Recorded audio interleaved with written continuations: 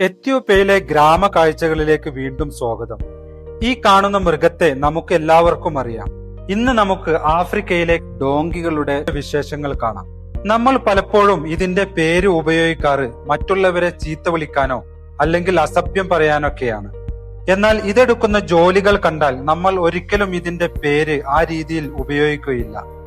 ആഫ്രിക്കയിലെ ഉൾഗ്രാമങ്ങളിൽ റോഡുകളും ട്രാൻസ്പോർട്ടേഷൻ സംവിധാനങ്ങളും ഒന്നുമില്ലാത്തതുകൊണ്ട് തന്നെ സാധനങ്ങൾ കൊണ്ടുപോകാൻ പ്രധാനമായും അവർ ഉപയോഗിക്കുന്നത് ഈ മൃഗത്തെയാണ്. ഒരുപാട് ഭാരമുള്ള വസ്തുക്കൾ ഇതിന്റെ പുറത്തു വെച്ച് കെട്ടിക്കൊണ്ടാണ് അവർ കൊണ്ടുപോകുന്നത്.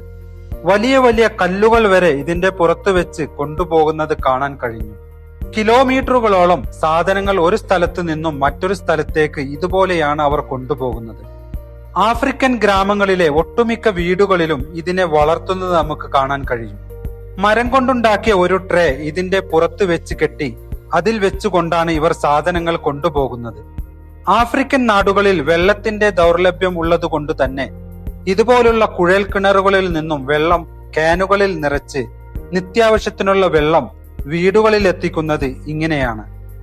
ഇതെല്ലാം കാണുമ്പോൾ ഈ ആധുനിക ലോകത്ത് നിന്നും മാറി ഏതോ ഒരു പുരാതന ലോകത്ത് ജീവിക്കുന്നത് പോലെയുള്ള ഒരു ഫീലാണ്. അതിമനോഹരം.